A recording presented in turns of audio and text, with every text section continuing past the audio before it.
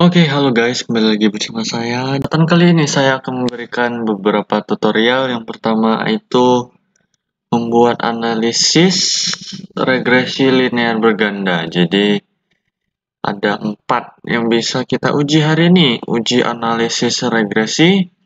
Yang pertama ada uji T, uji F, dan juga uji R square. Oke.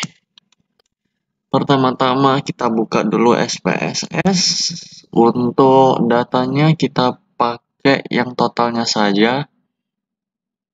Jadi di sini total X1, X2 dan total Y. Pada variabel juga bisa kita lihat di sini desimalnya kita nolin semua. Valuation-nya kita pakain ini 1 2 3 4 5. Untuk measure-nya kita pilih scale, semua scale. Oke. Kalau udah, langsung kita cari nih, analyze, kita ke regresi, kita ke linear. Yang pertama, untuk dependent-nya, total Y-nya ke dependent, total X1 dan X2-nya itu di base independent, oke? Terus kita ke plot, untuk yang kedua dari paling bawah itu kita taruh di Y, sedangkan yang kedua juga yang dari atas kita taruh ke X.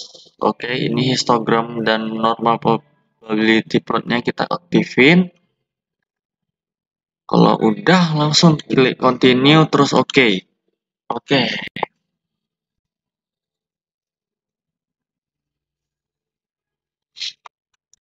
Untuk di sini analisis regresi linear bergandanya sudah keluar. Hasilnya itu terdapat pada tabel koefisien ini. Koefisien di B-nya, B di sini. Oke. Di sini kita lihat di word-nya. Oke, analisis. Nih, B 900 103, oke. Jadi di sini untuk regresi bergandanya rumusnya itu Y sama dengan 9103 ditambah 0,299 X1 tambah 0,281 X2 tambah error. Jadi yang bisa kita ambil kesimpulannya, konstanta sebesar 909,103 menyatakan jika variabel independen dianggap konstan, maka nilai keputusan sebesar 9,103. Sedangkan yang untuk X1-nya 0,299 dan bertanda positif. Artinya setiap penambahan satuan variabel, kualitas produk akan meningkat mengakibatkan peningkatan sebesar 0,299. Untuk yang X2 juga dia punya 0,281 bertanda positif, artinya penambahan satuan variabel. Untuk pelayanan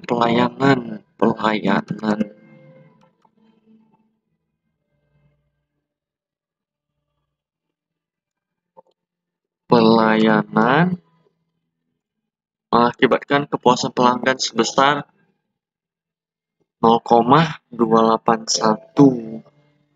Keputusan pelanggan, keputusan pembelian maksudnya ya.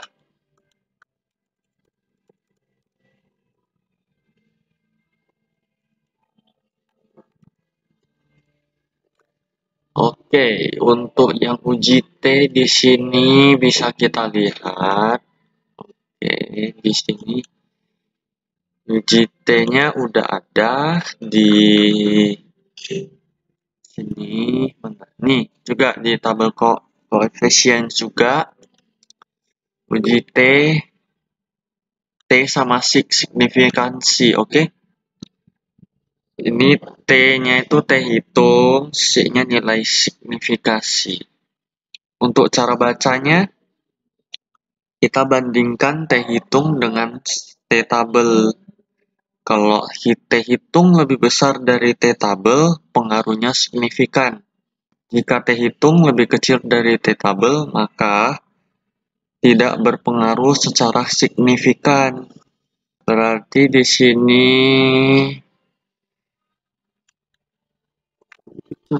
tidak berpengaruh secara signifikan.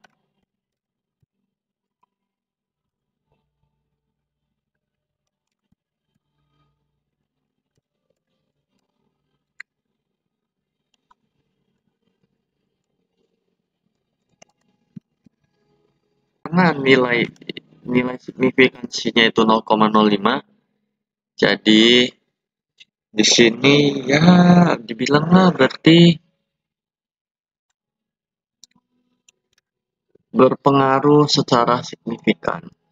Untuk yang uji F-nya di sini bisa kita lihat dia berada di ANOVA di sini. Oke, yang di F. Di sini. Oke, di sini untuk nilai F-nya 24.320. Jadi untuk nilai signifikansinya itu juga 000. Untuk uji T dengan uji F. Jadi di sini perbedaan dengan uji T sama uji F. Di sini kalau uji T itu dia lihatnya secara masing-masing. Contoh X1 ke Y itu gimana besarnya, X2 ke Y juga itu gimana besarnya. Kalau untuk UGF dia tuh sama-sama bareng-bareng gitu loh. Ibarat X1, X2 nih langsung ke Y gitu, nggak langsung satu-satu gitu, langsung semua. Kalau uji IFF itu yang muncul itu cuma satu. Nilai yang muncul cuma satu. Kalau untuk baca hasil F ini juga ada dua cara. Yang pertama itu dari banding F hitung dengan F tabel. Kalau untuk yang kedua signifikansi. Kalau signifikansinya itu lebih kecil dari 0,05, berarti berpengaruhlah secara bersama-sama terhadap variabel Y. Jadi karena di sini signifikansinya 0,0000, karena di bawahnya 0,05, jadi bisa disimpulkan bahwa kualitas produk dan kualitas pelayanan secara simultan berpengaruh dan berdampak terhadap keputusan pembelian. Untuk yang terakhir, kita di sini udah diuji koefisiensi determinasi atau bisa kita sebut juga dengan R-square. Untuk R-square kita bisa lihat di sini, model summary. Oke.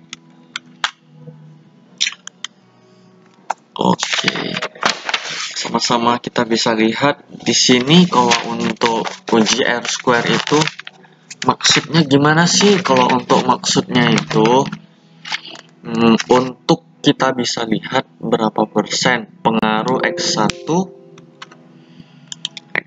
X2 terhadap Y. Oke. Kalau di sini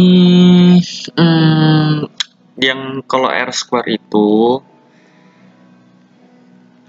perbedaan R-square sama R-square itu, kalau R-square dia seluruh populasi. Contoh yang diteliti itu 1000 orang. Jadi ya kalau di R-square ya ditelitinya itu 1000 orang. Sedangkan kalau di adjusted R-square itu sampel bisa dibilang. Bisa sampel. Contoh 1000 orang nih yang diteliti, kalian ambil 100 orang. Nah, itulah sampelnya. Oke. Di sini karena R-square-nya 0,568, jadi kesimpulannya kenapa kita ambil yang R-square? Karena kan yang kita teliti seluruh populasi 40 orang. Jadi karena di sini 0,568, maksudnya apa Bang? Berarti sebesar inilah, ini gimana kita jadikan persen. Contoh ini kan 0,568, jadi 56,8% lah keputusan pembelian di toko Sinaraya dipengaruhi oleh kualitas produk dan kualitas pelayanan. Sedangkan di 40 sisanya itu bisa dibilang 43,2% dipengaruhi oleh variabel-variabel lainnya yang tidak kita teliti dalam penelitian ini. Oke. Saya rasa cukup sampai di sini. Udah nggak ada lagi, udah selesai. Sekian yang bisa saya ucapkan. Terima kasih atas perhatiannya. Bye-bye.